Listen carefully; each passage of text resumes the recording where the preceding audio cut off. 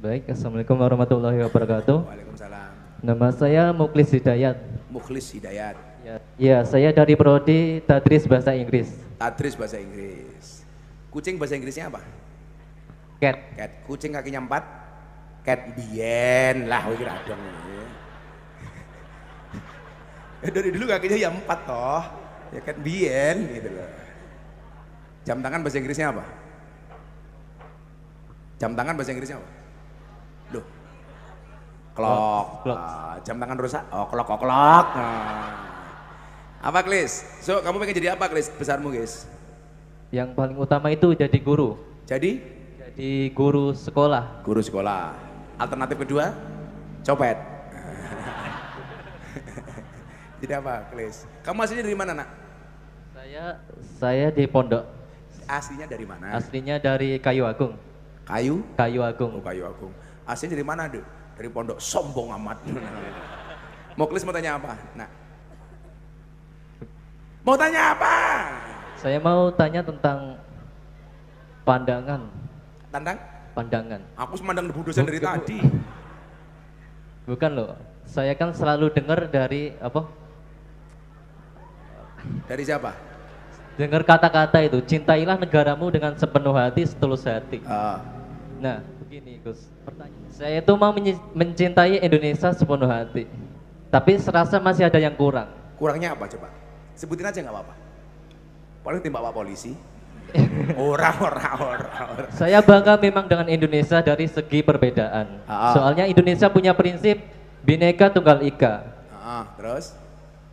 Biarpun berbeda-beda tetapi tetap satu jua. Apa masalah perbedaan yang kamu tanyakan?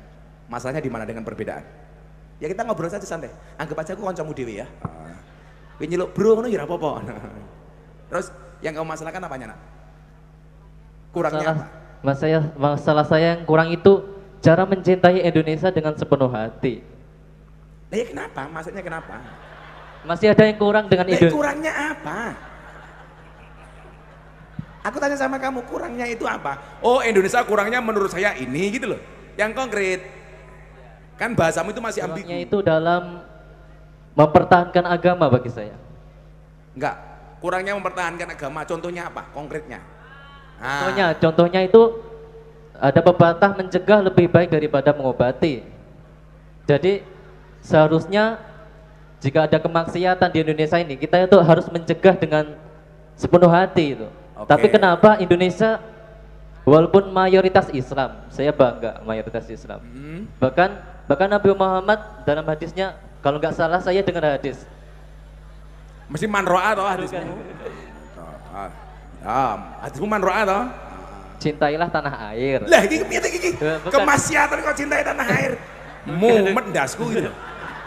Sing mau takok iki hadis mencintai tanah air atau mencegah kemaksiatan. Wong mencegah kemaksiatan hadisnya kok mencintai tanah air. Oh, Maisa baru. Terus? Kamu duduk nggak apa? Tak ambilkan kursi santai aja ya. Aku seolah-olah aku melayani kiaiku. Nah ya. Monggo katuran lenggah kiai. Monggo.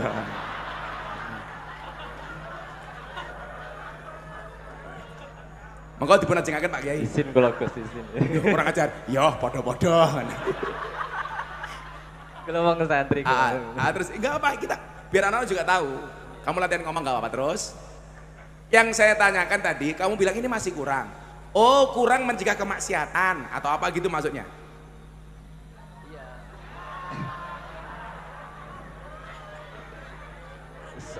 Pikiran saya itu terbagi menjadi dua. Ya. Terbagi menjadi dua. Pikirannya terbagi menjadi dua. Mau menikah sama A atau B gitu ya. Terus? Yang satu itu kita itu harus mencintai tanah air, tapi yang dua kita itu harus mencegah kemaksiatan. Itu loh. Korelasi ini apa? Ya wis apa? Tak jawab sak iso-iso kuli. Saya mau mencintai tanah air sepenuh hati, tapi bagaimana kalau peluang maksiat di itu loh. Oh, saya nyambung.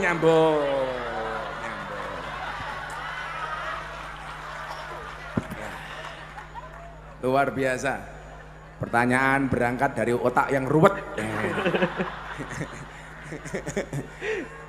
Jadi Rasa cintamu kepada Indonesia itu belum bisa full karena melihat bangsa ini masih banyak kemaksiatan gitu toh. Iya. Oke. Jadi begini. Saya pernah akhir tahun kemarin ada kajian di Bali sama Polda Bali. Terus saya nyantai di Pantai Kuta, Bu. Ketemu bule dari Australia. Kebetulan dia cewek, dia sedang sumur lah, susu dijemur kira-kira begitu. Dia follower saya, dia datang, dia tanya begini, "Bro, I will to ask you," dia bilang. "What? Kenapa sih kok agamamu itu banyak aturan?" dia bilang. "Kenapa sih agama Islam itu didesain dengan banyak aturan? Contohnya apa? Orang minum alkohol nggak boleh, makan babi nggak boleh, perempuan di penjara dengan pakaiannya tertutup, pengen menikmatinya harus menikah menghalalkan dan lain sebagainya. Bagi saya agama itu nggak asik, terlalu banyak aturan." Nah dia tanya, kenapa agama Islam banyak aturan? Jawaban saya apa, Mas? Sama jenengmu? Muklis, Mas. Pokis. Muklis. Oh, Muklis. Neng ya kerokmu di kumismu dikerok jijiki. Mas Muklis. Oh baru tumbuh toh. Loh tapi kan kalau hadisnya Bu al-khamsatu minal fitrah itu 5, salah satunya apa? Ngerok kumis loh Bu. Kan ngetok khitan, ngetok kuku, ngerok kumis, mencabut bulu ketiak. Kemudian yang kelima apa Pak? Mencukur bulu kemaluan. Tapi ingat Klis, dicukur dewe. Ojo mau gawe ning salon. Malah kue rebonding barang. Ngeri.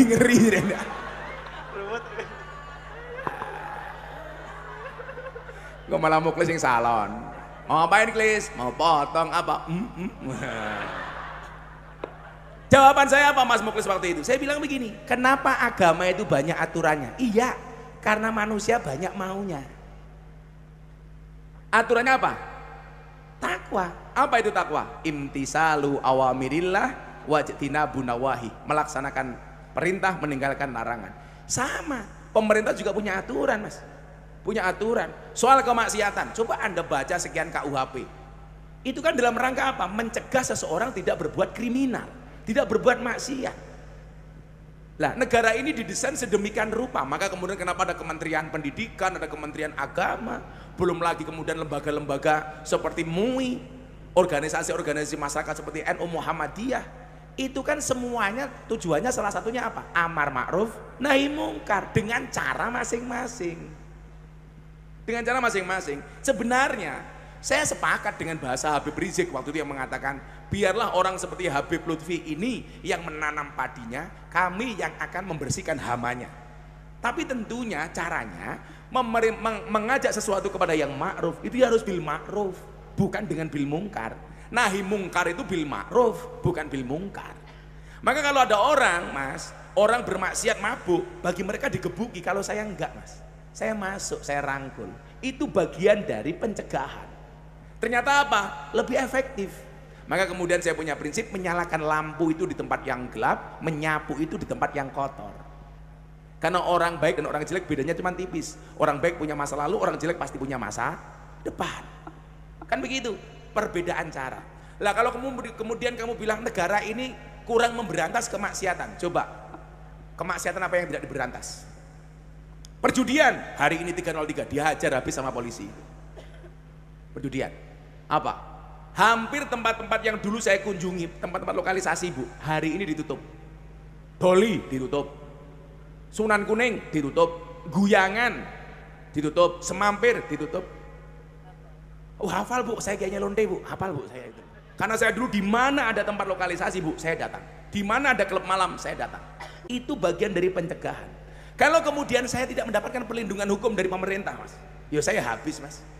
Saya mau ditembak preman terbesar di dunia 3 kali Mas pakai pistol. Kepala saya sudah ditodong pistol begini Bu. Kamu tak bunuh. Alhamdulillah beliaunya sadar.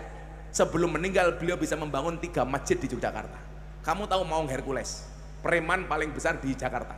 Anggotanya 1 juta orang baik KTA. Sekarang jadi pengawal saya Mas. Saya dulu dikeroyok preman anak buahnya Hercules. 20 orang. Saya nggak mundur Mas. Kenapa? Belakang saya sumur. Bisa modar aku malahan itu. Artinya apa? Kalau kemudian ada kekurangan, lumrah lah Mas, namanya manusia, kamu juga banyak kekurangan. Tentu. Tapi kamu harus paham, di setiap kekurangan pasti ada kelebihan, betul? Dan di setiap kelebihan pasti ada kembalian. Orang susuk Mas gitu. Tapi pikir dengan kondisi yang belum sempurna seperti itu, bukan kemudian menjadi alasan untuk tidak mencintai negaramu. Pertanyaannya adalah apa sumbangsihmu untuk itu? Jangan hanya menjadi penonton, tapi menjadi pemain. Maka wal ismu minhu mu'rabun wa mabniyun. Isim itu ada dua, mu'rab dan mabni. Mu'rab itu dinamis, mabni itu statis. Pertanyaannya, Mukhlis, Anda mau jadi yang mu'rab atau mabni? Menjadi yang dinamis atau statis? Kalau saya harus memilih, saya menjadi orang yang mu'rab, yang dinamis. Kenapa? Karena hidup ini bergerak, Mas. Hidup ini bergerak. Maka yang perlu kamu lakukan hari ini adalah bukan bagaimana negara hari ini memberantas kemaksiatan, tapi sumbangsihmu apa untuk negaramu.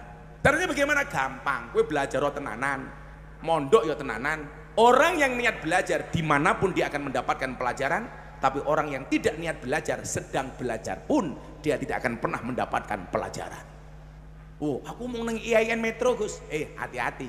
Bukan di mana kamu belajar, tapi bagaimana kamu belajar.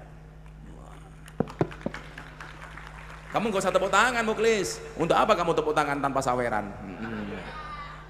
Ya deh, Klis. Tak kasih dulu, kamu kasihan dekat dosen kamu takut. Ya, pakai duit we, rupamu kayak kota infak. Klis. Ini Klis. Enggak, Klis. Buat diri, Klis. Nah, sama kaos dari Bank Mandiri. Apalagi? Minta apa lagi? Oh, minta dinikahkan. Nah. Kamu pacaran gak di sini? Pacaran gak? Enggak. Jangan. Orang pacaran itu seperti orang kencing di dalam celana. Maksudnya semua orang bisa melihat, tetapi tidak bisa merasakan kehangatannya. Nah. Wes pinggata apa malah dia berusaha. Oke, assalamualaikum warahmatullahi wabarakatuh.